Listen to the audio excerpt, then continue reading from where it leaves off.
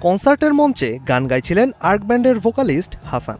হঠাৎই দর্শক সারি থেকে ছুড়ে মারা হয় পানির বোতল। একটি বোতল তার মাথায় লাগলেও পরিস্থিতি সামলে গান চালিয়ে যান এই সঙ্গীত শিল্পী। জুলাই গণঅভ্যুত্থানের বর্ষপূর্তিতে মানিক মিয়া এভিনিউয়ে আয়োজিত বর্ষা বিপ্লবের গান কনসার্টে ঘটে এ ঘটনা।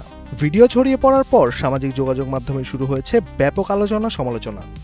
সুস্থ জীবন, সুন্দর পৃথিবী। বাংলাদেশ ব্যান্ড মিউজিক ফ্যান্স কমিউনিটির দাবি, দেশের কনসার্টে শিল্পীদের অসম্মানিত হওয়ার ঘটনা নতুন নয়। ঘটনার পরও হাসান পেশাদারিত্বের পরিচয় দিয়েছেন উল্লেখ করে দায়ীদের বিরুদ্ধে দ্রুত ব্যবস্থা নেওয়ার আহ্বান জানিয়েছে সংগঠনটি।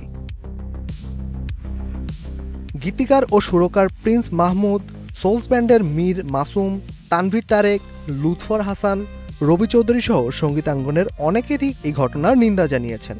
তাদের মতে সিসিটিভি ও মোবাইল ফোনের ফুটেজ বিশ্লেষণ করলেই জড়িতদের শনাক্ত করা সম্ভব। শিল্পীদের নিরাপত্তা নিশ্চিত করার আয়োজকদের দায়িত্ব বলেও মনে করেন সংশ্লিষ্টরা।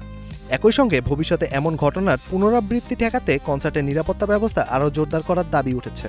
কে বা কারা হাসানকে লক্ষ্য করে বোতল ছুঁড়েছে তা এখনও নিশ্চিত নয়। তবে শিল্পী ও দর্শকদের প্রত্যাশা, ফুটেজ বিশ্লেষণ করে দায়ীদের দ্রুত শনাক্ত করা হবে। আর কনসার্টের মঞ্চে শিল্পীর সম্মান ও নিরাপত্তা নিশ্চিত করতে নেওয়া হবে কার্যকর ব্যবস্থা। মেজবাউদ্দিন, কালের কণ্ঠ।